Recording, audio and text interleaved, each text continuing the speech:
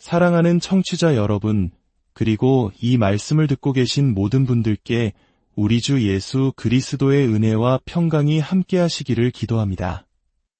오늘 이 자리에 오신 여러분의 삶에, 그리고 지금 이 순간 여러분의 마음을 무겁게 하는 모든 고민 위에 하나님의 따스한 위로가 임하기를 소망합니다.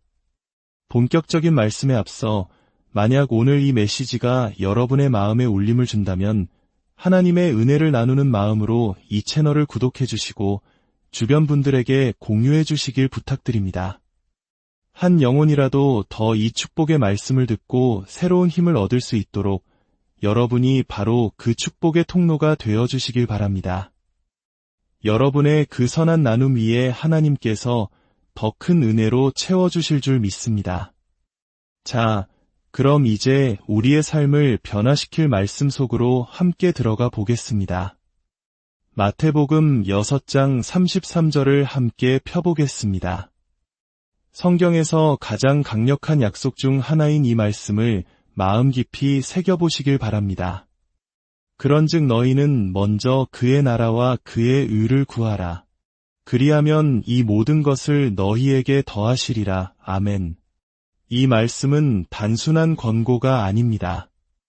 이것은 하나님의 약속이자 우리 삶의 모든 것이 제자리를 찾게 하는 위대한 원리입니다. 하나님께서는 분명히 말씀하십니다.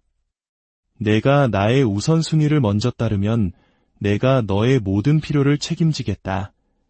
하나님의 최우선 순위는 무엇일까요? 바로 하나님 그 자신입니다.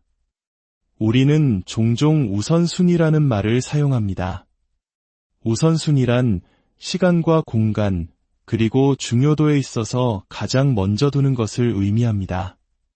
우리가 누구에게 가장 먼저 시간을 내어주고 어떤 것을 가장 중요하게 여기며 삶의 중심에 무엇을 두는가, 그것이 바로 우리의 우선순위입니다. 하나님은 우리 삶의 최우선 순위가 되기를 원하십니다. 오늘 아침 잠에서 깨어 가장 먼저 무엇을 하셨습니까? 스마트폰을 확인하셨나요? 아니면 하나님께 기도의 숨을 내쉬었나요? 하루의 첫 시간을 하나님께 드릴 때 우리는 비로소 하나님을 우리 삶의 최우선으로 모시고 있음을 증명하는 것입니다. 역대상 16장 11절은 이렇게 말합니다. 여호와와 그의 능력을 구할지어다. 항상 그의 얼굴을 찾을지어다.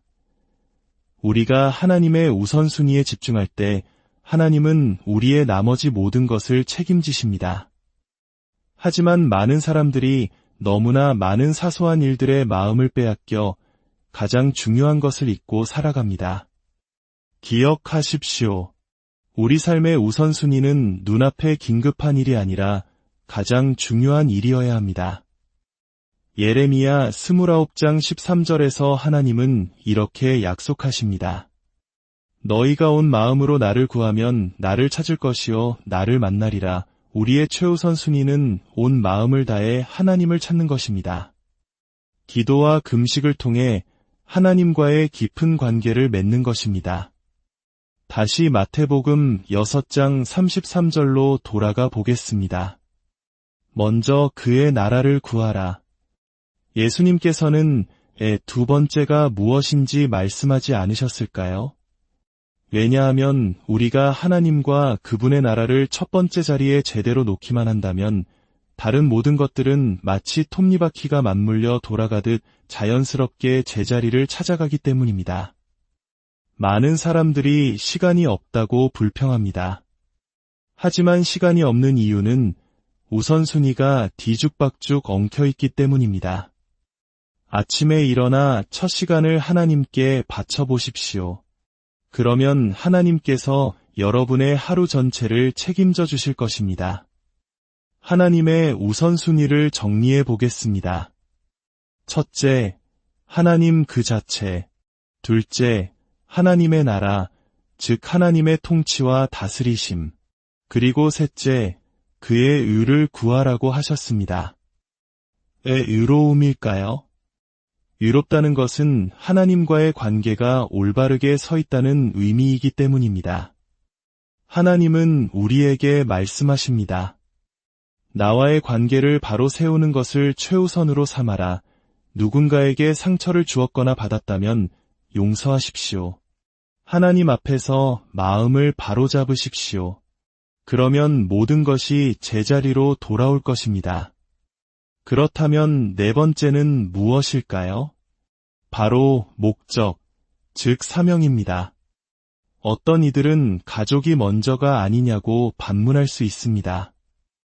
바로 이 지점에서 우리는 세상의 가치관과 하나님의 기준이 다름을 깨닫게 됩니다. 하나님은 우리가 이 땅에 태어나기 전부터 우리 각자를 향한 위대한 목적을 가지고 계셨습니다. 우리가 그 목적을 추구할 때 하나님은 우리의 가정을 안전하게 지켜주십니다. 예수님께서도 누구든지 자기 아버지나 어머니를 미워하지 아니하면 능히 내 제자가 되지 못한다고 하신 것은 가족을 버리라는 뜻이 아니라 그 어떤 사랑도 하나님을 향한 사랑보다 앞설 수 없다는 우선순위를 가르치신 것입니다. 하나님의 나라를 구하고 의로움을 추구하며 하나님이 주신 사명을 감당하십시오. 그러면 하나님께서 여러분의 모든 것을 책임지실 것입니다. 이제 세상 사람들의 우선순위를 살펴볼까요? 물, 음식, 옷, 집, 돈, 안전, 평안. 그들은 이것들을 얻기 위해 인생의 대부분의 시간을 쏟아붓습니다. 그래서 하나님을 찾을 시간도, 예배할 시간도, 봉사할 시간도 없습니다. 그저 먹고 사는 문제에 매달려 살아갑니다.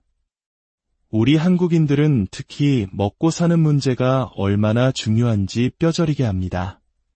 전쟁의 폐허 속에서 그리고 치열한 경쟁 사회 속에서 우리는 생존을 위해 정말 열심히 달려왔습니다.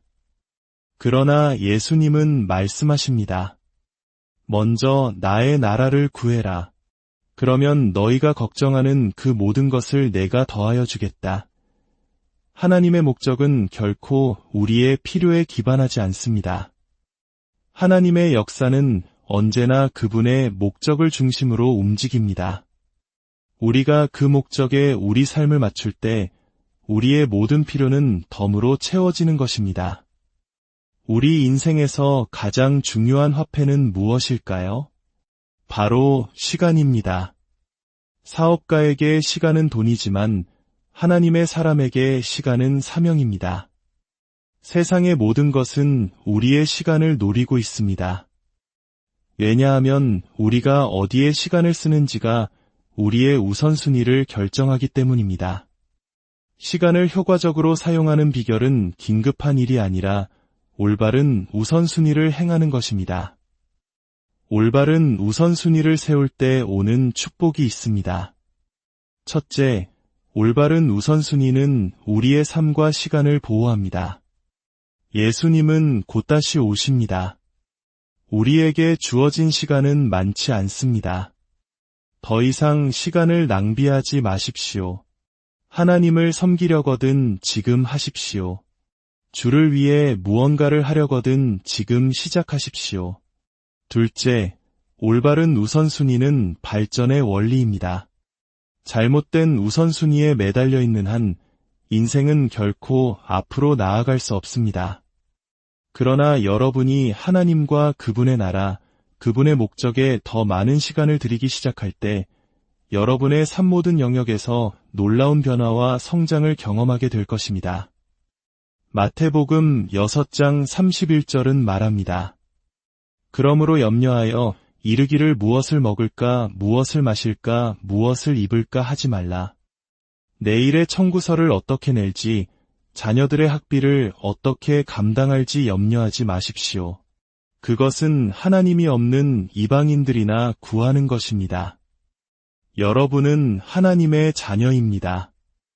여러분이 먼저 하나님을 찾고 여러분의 가장 좋은 시간을 그분께 드리고 첫 열매로 그분을 영화롭게 할 때 하늘 아버지는 여러분에게 이 모든 것이 필요한 줄 아시고 채워주실 것입니다. 아침에 일어나 첫 숨을 하나님께 찬양으로 드리십시오. 첫 번째 기도를 그분께 드리십시오. 첫 번째 섬김을 그분께 드리십시오. 이것이 바로 첫 번째의 원리입니다. 하나님을 첫자리에 모시는 것에는 엄청난 능력이 숨어 있습니다. 잠언 3장 9절은 말합니다. 내 재물과 내 소산물의 처음 익은 열매로 여호와를 공경하라. 하나님께서 우리의 물질이 필요해서 이런 요구를 하시는 것이 아닙니다. 하나님은 온 우주의 주인이십니다. 그분은 우리의 물질이 아니라 그 물질을 드리는 우리의 순종하는 마음을 보십니다. 재물은 우리의 마음을 테스트하는 도구입니다. 구약시대에 처음 난 모든 것은 하나님께 속한 것이었습니다. 장자는 2배의 축복을 받을 권리가 있었기에 사탄은 언제나 첫째 아들, 첫째 딸을 파괴하려 했습니다. 하나님께 속한 첫 번째 것을 우리가 함부로 손대면 그것은 저주가 됩니다. 하지만 우리가 첫 번째 것을 온전히 하나님께 드릴 때 나머지 모든 것이 거룩하게 구별되고 보호받습니다. 결코 하나님 외에 다른 것을 첫자리에 두지 마십시오. 어떤 사람들은 자녀를, 어떤 사람들은 사업을 하나님의 자리에 둡니다. 그러나 하나님의 자리에 놓인 것은 무엇이든 결국 잃게 됩니다. 그 자리에 하나님을 모시십시오. 그러면 하나님께서 여러분의 자녀와 사업을 지켜주실 것입니다. 첫 번째 것을 드리는 행위는 구속의 능력이 있습니다. 잃어버렸던 것을 되찾게 하는 힘이 있습니다. 하나님과의 언약을 세우는 행위이며 하나님의 은총을 보장합니다. 그리고 마지막으로 하나님은 풍성함을 약속하십니다. 그리하면 내 창고가 가득히 차고 내 포도즙 틀에 새 포도즙이 넘치리라. 이것은 축제와 같아야 합니다. 우리가 하나님께 첫 열매를 드릴 때 그것은 억지로 하는 의무가 아니라 기쁨의 축제가 되어야 합니다.